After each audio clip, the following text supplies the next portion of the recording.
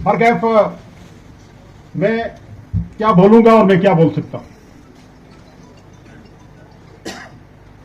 मैंने आप तमाम हजरात को बड़े गौर फिक्र से सुना है। एक बात मैं जरूर कहूंगा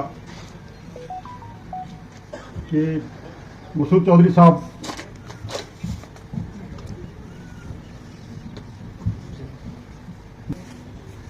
मेरे रैबर भी थे, मेरे मौसम भी थे। उनके जाने का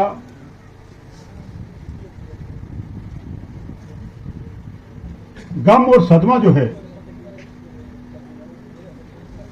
वो आप लोगों ने बांटे।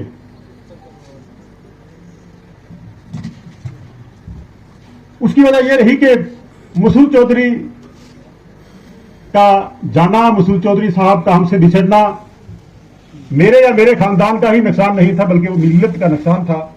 वो एक मिल्ली नुकसान था और मिल्लत ने मेरे उस गम को बांट लिया, जिससे जिससे मेरा जो दुख है, दर्द है, वो हल्का हो गया। इस शेर के साथ, और मैं ये दुआ कर रहा था ये शेर कोई ना पढ़े, मौलाना सईद साहब पे शक था मुझे, शायद ये शेर पढ़ के मेरा ये लगान छीन लेंगे कि सरूद रफ्ताबाज आयद के ना आयद, सरूद रफ्ताबाज आयद के ना आयद, नसीम अज हजाज आयद के ना आयद, सरामद रोजगार फकीरी दिगर दाना राज आयद के ना आयद। सैयद साहब ने बजा फरमाया कि हमारी जो खित्ता पीर पंजाल की जो सोच है, जो फिक्र है, हिंदुस्तान का भी कार्नर है ना, ये बहुत दूर है, तो अलग दुनिया है। मुझे आपकी बात से, और जो हमारे एक्स मिनिस्टर R&B के रहे वानी साहब, मजीद वानी साहब, बहुत से एक्स मिनिस्टर्स और चीफ मिनिस्टर साहब, महबूबा जी शायद वहां तशरीफ रखती थी उस दिन, तो वो आए तो उन्होंने कहा देखिए मसूद चौधरी जो हैं वो जम्मू कश्मीर के मुसलमानों के एक फेस थे, वो बिलखुसूस जम्मू के। बड़े लोग जरीपुर के भी वहां बैठे हुए थे। उन्होंने फिर वो गोजरी भी बोलते हैं, पहाड़ी भी बोलते हैं, उर्दू भी, कश्मीरी भी। तो उन्होंने एक बात कही कि ये अलग बात है कि तुमने जरीपुर के लोगों की खुट्टी जड़ी है वो अलग टांगी है, तुम अपनी खुट्टी में पा के देखें। लेकिन मसूद चौधरी साहब ने जो जम्मू जैसी जगह में मिल्लत को एक प्लेटफॉर्म बना के दे दिया, वो सदियों जो है मिल्लत के काम आए। मैं ज्यादा कुछ नहीं कहूंगा, नहीं कह सकता हूं। और ये भी बात सही है कि अगर ज्यादा मैंने इसको खींचा तो आपके साथ ज्यादती होगी। सुबह से आप तशरीफ रखते हैं और आपने जो जो बातें मगरनीन हजरात ने यहाँ कही हैं और जिस अंदाज में यहाँ कही है, हमारे मेरे अजीज इंजीनियर जियाउर रहमान साहब ने, मतलब ये लोग जो है ना, इनका ये प्रोफेशन नहीं है। अब मौलाना साहब अगर सही, मौलाना हमारे फतेह मोहम्मद साहब अगर कुछ कहेंगे तो वो हम तवक्को रखते हैं, सही साहब कहेंगे तो तवक्को रखते हैं।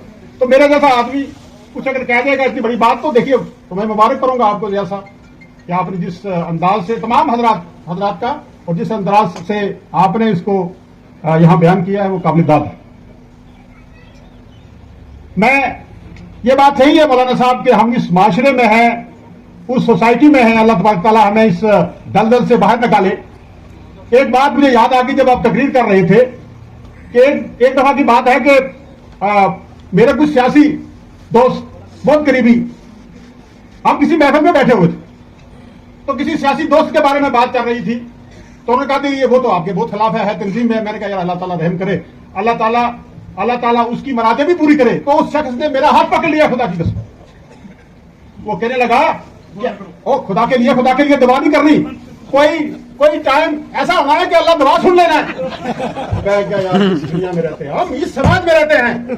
बहुत सी बार मैंने जिक्र किया मौलाना साहब से और अपने नजीर साहब से कि कहीं महफिल में जाते हैं, जब गांव में जाते हैं, इलेक्शन होता है, तो कुछ लोग हाथ ही नहीं खड़ा करते, ये हमारी दवा कबूल हो जाएगी शायद ये। तो एक बार का जिक्र है यहाँ, मैं मेरे दोस्त थे यहाँ मिर्जा इफ्तिखार, उनके घर में उन्होंने जब पहला इलेक्शन था तो उन्होंने खतमात रखे, दवा का प्रोग्राम रखा। तो सैयद आरिफ शाह साहब दवा फरमा रहे थे, तो हमारे कुछ साथी जो हैं उन्होंने हाथ नीचे कर दिए। तो जब उन्होंने हाथ नीचे कर दिए तो मैंने भी नीचे कर दिए। तो सैयद साहब ने मेरी तरफ देखा, मैंने कहा जनाब बात यह है मैं इन लोगों के साथ हूँ, इन लोगों ने हाथ नीचे किए, जब ये ऊपर करेंगे तो हम इस समाज में हैं। ये हंसने की बात नहीं है बल्कि रोने की बात है कि हम ये कहते हैं कि शायद हम दवा करेंगे इसका भला हो जाएगा, लेकिन वाह खुदा हर स्टेज जो है, हर मिंबर अल्लाह और अल्लाह के रसूल का, मैं इस अल्लाह के रसूल के मिंबर से ये गवाही देता हूं कि मसूद चौधरी साहब इन सब चीजों से बबर्रा थे ऊपर। कोई भी किसी समाज बरादरी का, हिंदू मुसलमान कोई भी हो, उस एक अच्छा बच्चा पढ़ा लिखा, सोसाइटी में पढ़ा लिखा वकील, पढ़ा लिखा डॉक्टर, पढ़ा लिखा ऑफिसर, उसकी वो कदर करते। मैं शॉर्ट कहूंगा कि जब उनकी मौत हो गई, उत्तराखंड के डायरेक्टर जनरल पुलिस है, जो special director general police B R. Sharma के, क्या नाम था उनका, पुलिस कंट्रोल रूम से एक ऑफिसर आता है, तो उन्होंने कहा कि उत्तराखंड के B R. Sharma special director general police हैं, वो कहते हैं कि मसूद साहब के कोई नजदीकी जो है घर के फैमिली के, उनसे मेरी बात हो। ये ऐसी बहुत सी मसाले हैं, बहुत सी मसाले हैं ऐसी, लेकिन एक मिसाल मैं दे देता हूं। तो वो जब डीजी साहब ने बोलना शुरू किया, तो डीजी साहब, मैं खुद मसूद साहब के जो साहबजादा हैं अरफात मसूद, वो टेलीफोन पे थे, मैं सुन रहा था कि वो डायरेक्टर जनरल पुलिस वर्चुअली उन्होंने रोना शुरू कर दिया कि आज मैं अगर डायरेक्टर जनरल पुलिस हूं तो मसूद चौधरी की वजह से। कठुआ से हैं वो, स्पेशल डीजीपी कठुआ के एक वकील हैं शक्ल भूषण, उनके वालिद उनके दोस्त थे। तो जब उनको यह पता चला कि शक्ल ने ला किया है, तो वो वालिद लेके आया, मलाया उसको कि मुंडे ने ला किया है। तो जब नापा तोलता ना, नापे तोलते थे ना हर आदमी, तो नापे तोलते थे, तो उन्होंने कहा भाई इसको आप दिल्ली वगैरह में इसको शिफ्ट करो बेटे। बढ़ गया, चले गए, टाइम निकल गया। 2-3 महीने के बाद वो फिर शक्ल मिलने के लिए आए, तो एक स्कूटी ली हुई उनके घर आए। उन्होंने कहा जी, ये जब हस्बे दस्तूर उनका ये एक तरीका होता था, जब तैयार होकर ऑफिस निकलते थे, जो लोग डेपुटेशन वगैरह आते थे, मिलते थे, निकलते थे, तो निकलने लगे, तो शक्ल भी आ गया, तो स्कूटर पे आया, तो स्कूटर पे आके रुका। तो अंकल जी मैंने बात करी थी, उनको अपनी गाड़ी में बैठाया, तो मैसेज किया कि उसके वालिद को, कि कहा होगा, किसी को कहा होगा कि जो उनके वालिद हैं बुलाओ। उनके वालिद को यह कहा कि बेटे को फील 4 गाड़ी लेके दो और इमीडिएटली इसको सुप्रीम कोर्ट में शिफ्ट करो और वहां मकान लेके दो। अगर नहीं लेके दोगे तो पुलिस की सख्ती आपको मालूम है। शक्ल भूषण जी इस वक्त सुप्रीम कोर्ट के वकील हैं, आए थे पिछले दिनों, उनकी फैमिली के लोग भी आए थे, खुद उनके वालिद भी आए। तो उन्होंने कहा जब वहां मैंने प्रैक्टिस शुरू की, इस वक्त 3 करोड़ रुपया मेरा इनकम है और मैंने वहां मकान लिया, फिर वो मकान साहब चौधरी साहब ने चेंज करवाया, उसका पूरा नक्शा बना के दिया, उसका ही दिया वो दिल्ली में। ऐसी बहुत सी मिसालें हैं, बहुत सी मिसालें। तो ये चीज एक तो उनमें ये थी, जो मैं, क्योंकि मैं फैमिली में सबसे करीब रहा मैं। दूसरी बात मैं कहूं कि शॉर्ट में कर रहा हूं कि जब मैं एमएलए बना तो मुझे श्रीनगर अपने साथ ले गए, आईजी क्राइम थे, पहले दिन ही हमारी मीटिंग भी थी, हम इकट्ठे गए। तो उन्होंने जो मुझे पहला दर्श दिया वो ये है, उन्होंने कहा देखिए मियां, तुम एमएलए तो बन गए, तुम्हें 2 काम करने हैं। एक तो तुम्हें जिसने वोट दिया नहीं दिया सबके तुम एमएलए हो।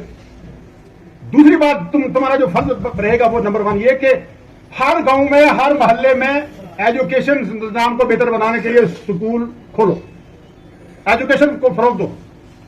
तुम्हारे हर गांव में हाई स्कूल होना चाहिए, मिडिल स्कूल होना चाहिए, हाई सेकेंडरी स्कूल की कोशिश करो होना चाहिए। दूसरा, हर गांव को सड़क से जोड़ दो। सड़क से जोड़ने से यह होगा कि जो इस वक्त, उस वक्त हालात भी ऐसे थे 2002 में, आप समझते हैं क्या हालात थे। तो सड़क बनने से इलाके की डेवलपमेंट होगी और जो पड़ोसी आके यहां तंग करते हैं वो भी तंग नहीं कर पाए। और जब 2014 में के इलेक्शन में मैंने सईद साहब को सुकून गिने, तो मेरे दूसरे भाई महमूद राना साहब मरहूम अल्लाह तबारक तआला जन्नत नसीब करे, वो मेरे साथ मजाक भी करते थे। मैंने कहा भाई एमएलए गल सुनते स्कूल में नाम नहीं पढ़ गए, स्कूल होया भी नहीं, मैं बल्कि लोग कहेंगे स्कूल ही नहीं हमारा ग्राम होया, इतना नाम पढ़ गए। मतलब एक लगता है ना सैयद साहब, एक लगता है कि ये बात ही नहीं हो सकती है कि अगर हम गाँव करनी शुरू करेंगे तो मुझे बताइए कौन सा गाँव है जिसमें हाई स्कूल नहीं है, मिडिल स्कूल नहीं है। और फिर दूसरी बात यह है कि ये सब क्रेडिट, मैं ये कहना चाहूंगा कि ये क्रेडिट मसूद चौधरी साहब को जाता है, जिन्होंने मुझे ये सबक दिया था कि आप सड़कें और स्कूल खोलना, एक बात। दूसरी बात यह कि मैं एमएलए था, लिहाजा एमएलए, उस बात मेरी एक तकरीर भी बड़ी मशहूर हुआ करती थी। मैं तो गुड सेंस में ही बात करता था शायद, तो मैंने कहा जो यहाँ जुल्म सितम होगा, ये होगा वो होगा, मैं चटनी बना दूंगा चटनी। तो ये बड़ा कहा, उन्होंने कहा भैया ये नहीं होता है, एमएलए को चटनी बनाना नहीं होता है, एमएलए को खुद चटनी बनाना होता है, एमएलए को खुद चटनी बनाना होता है, चटनी बना ऐसी तकरीर तो आइंदा नहीं करना। तो मुझे एक बाबू हफीज साहब है, उनके दोस्त उनकी ड्यूटी लगी इलेक्शन में कि भाई इसको यार ये पता नहीं क्या बोल देगा कि मुसीबत बनेगी, तो ये लिख के दो इसको तकरीर। जब तकरीर लिख के दी तो वो मीर मुंशी साहब मरहूम की एक बड़ी मुझे बात याद आती है। लोग किसा करते थे कि मीर साहब, क्योंकि समाज की आपने बात की ना, उनका मंडी में जाना है तो गोजरी नहीं करना, गोजरी में बात नहीं करना, मंडी में जाओगे आप। लोग कहते हैं ये कश्मीरी नहीं है, गुजरा है। तो जब मेरी तरह मीर मुंशी साहब वहां पहुंचे तो उर्दू में तकरीर शुरू की। उन्होंने कहा जरा हूं तो कौन सा चितावना था, बिना वोट देंगे कि नहीं। तो देखो ये तो गुजर है। तो वो तकरीर जनाब मुझे लिख के दी, लेकिन जब वो जज्बात आया ना तो मैंने कहा देखिए भाई एमएलए बनूंगा, बात काफी है। तो मैं एमएलए बना, तो जब बन गया एमएलए तो मुझे एक डीसी साहब का फोन आया।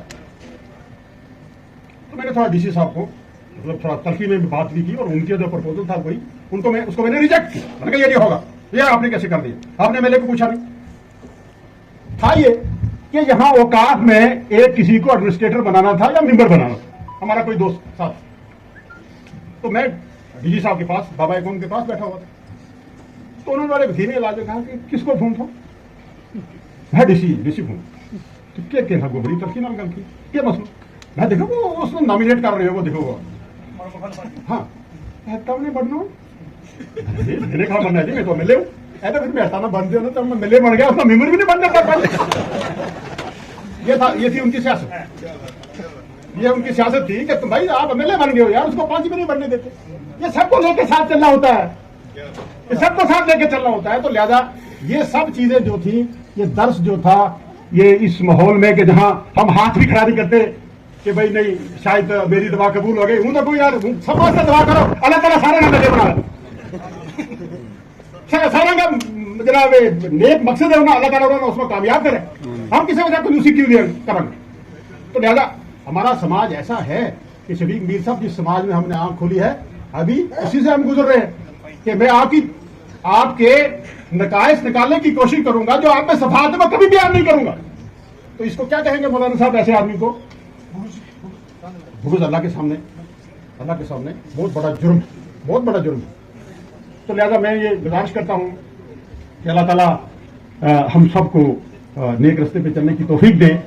मैं सिविल सोसाइटी मेंबर का निहायती ममनून हूँ, निहायती मशकूर हूँ कि उन्होंने इस ताल्लुक से कि मसूद चौधरी साहब की फैमिली से है और आप सब ने याद किया हमें।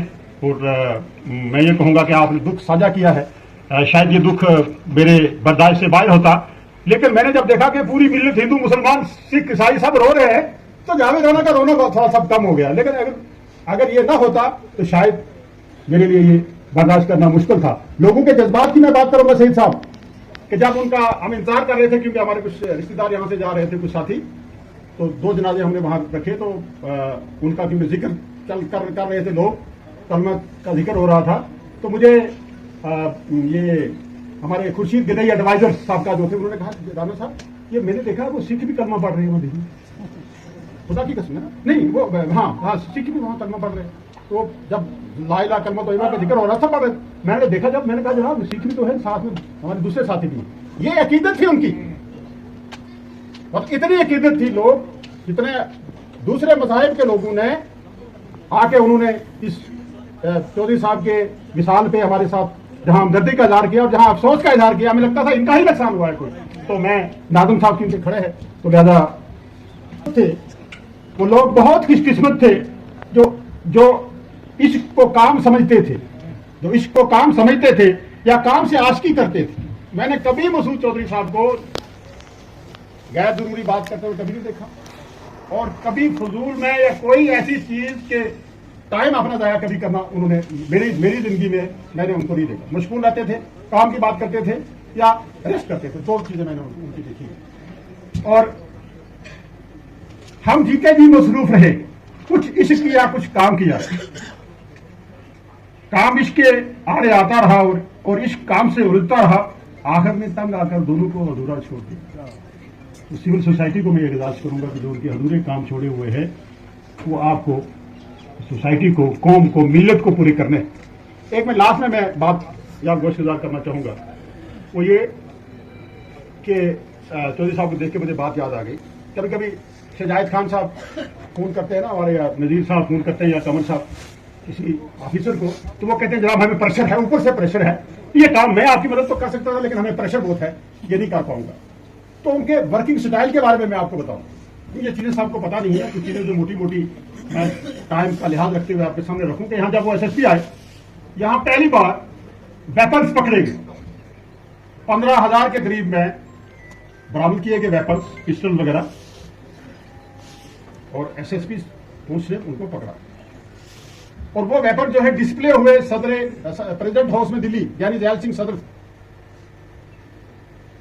मुझे याद है मैं 11वीं में था, तालिब इल्म था, मैं उनके पास बैठा हुआ था, पूछने में उनके साथ ही रहता, तो डीजी साहब का फोन आ गया, देखिए मसूद को, यार ये तो कुछ लोगों ने, कुछ एजेंसी ने बड़ा शोर डाला हुआ है कि मसूद चौधरी ने वेपन तो पकड़े हैं, लेकिन गिरफ्तारियां नहीं हुई, गिरफ्तारियां नहीं हुई है। प्रेशर की बात करता हूं ना मौली साहब कि आपने काम कहा सरेदार साहब को, किसी साहब को, कहता जनाब मैं आपका तो करना चाहता हूं, लेकिन ऊपर से प्रेशर की बात कर रहा हूं मैं। सुनिए बात कि सब पुलिस ने जवाब दिया डायरेक्टर जनरल पुलिस को कि जनाब जो एजेंसियां जो इस वक्त शोरगुल करती है वो थी कहां पहले, वो करती नहीं है काम। मैंने आके कोई कारखाने से नहीं निकाली ना, पकड़ी है, स्मगलिंग जो लोग करते थे उनसे पकड़ा है ये सामान। मैं आप पूरे रजौरी पुलिस को गिरफ्तार नहीं करना चाहूंगा। वेपन्स जितने भी स्मगल हुए थे वो मैंने सब ले लिए। तो टेलीफोनिकली हुआ यह कि 250, 150, 50 रुपए की वो पिस्टल थी, उस सब शौकी लोग थे, तमाम हमारे लीडर, तमाम ब्यूरोक्रेट्स, सब आदमी ने वो खरीद ली। उन्होंने सोचा शायद ये कोई नई बात है। अब जब वो बंदा गिरफ्तार हो गया, वेपन्स बरामद करने शुरू कर दिए, तो उन्होंने मैसेज भेज दिया फलां साहब को, जनाब आपके नाम एक वेपन है, नजीर शाह एएसआई मर गए, मकसूद हुसैन शाह, ब्रिजमोहन, ये 3-4 लोगों को लगाया कि भाई आपकी ये टीम है, इन लोगों से आप वेपन वसूल करो। तो मुझे याद है कि हम उस वक्त कालाबन में रहते थे, तो रात को 1-1:30 बजे कोई बड़ा लीडर पीर पंजाल खिताए, जब पीर पंजाल से ही आए, तो वाल साहब को कि जनाब ऐसे ऐसे था, मुझे पता नहीं था लेकिन ये हो गया है, अब तो बड़ा मसला बन गया, एफआईआर लग गया है। तो शायद क्योंकि सियासी तौर पर शायद समझते थे, जैसे शजाए खान साहब ने सोचा कि शायद मुझे ये दूसरी कोई नजर से देखेंगे, तो जब उन्होंने कहा नहीं तो हमने मारा तो मारे, तो उन्होंने वाल साहब को कहा कि जनाब कि आप ही बचाने वाले हैं, तो इस वक्त उन्होंने कहा नहीं, मुझे लगता है कि मसूद जो है वो किसी को ऐसा गैर जरूरी परेशान नहीं करेंगे, जहां तक मुझे उम्मीद है कि हर आदमी को बचाने की कोशिश करेंगे। तो डायरेक्टर जनरल पुलिस को यह कहा कि जनाब जो वेपन्स मैंने पकड़ने थे मैंने पकड़ लिए हैं, बरामद कर लिए हैं, और उन लोगों ने वापस कर दिए हैं। मैंने पूरे रजौरी पुलिस को गिरफ्तार नहीं करना है। जो लोग स्मगलिंग करते थे, 2 आदमी का चलान किया, वेपन डिस्प्ले हुए वहां प्रेसिडेंट ऑफ इंडिया ने वहां अपने उसमें डिस्प्ले हुए, और किसी आदमी को आंच नहीं आई। ये था पुलिस वर्किंग। पॉलिटिक्स के बारे में मैंने बता दिया। और दूसरा उनका इल्मी जो दायरा था, क्योंकि वो हमेशा ये कहते थे कि पढ़ा करें, पढ़ा करें, पढ़ा करें। मेरे भी घर में अगर आप जाएंगे तो किताबें बनाए हैं, मैं पहला सफा पढ़ता हूं तो किताब ठप। तो एक बार मैंने कहा कि मैं भी थोड़ा फुर्ती मारूं। मैंने जब इसमें देखा, व्हाट्सएप निकाला और मैंने क्या गूगल में गया, तो मैंने कहा इस साल की बेहतरीन किताबें और कौन कौन सी किताब थी। मेरा 5-7 का मैंने नाम रख लिया और मैं गया तो मैंने किताबों पे शुरू कर दिया। तो मैंने कहा जनाब वो किताब है, वो बड़ी जबरदस्त, वो ये वो। तो मुझे कहने लगी ये इसका आथर कौन है, ये किसने लिखी है। जनाब किताबों के तो नाम तो मैंने रटे हुए थे, अब आथर का नाम इधर का उधर हो गया। उन्होंने कहा देखिए मेरा बात ये है, पढ़ा करो, लिखा करो, ऐसे पढ़ना चाहिए, ऐसे करना चाहिए। ये आथर ये है और इसने ये किताब लिखी हुई है, यही नहीं लिखी, 32 किताबें और लिखी हुई। मैंने कहा लिहाजा बात यह है कि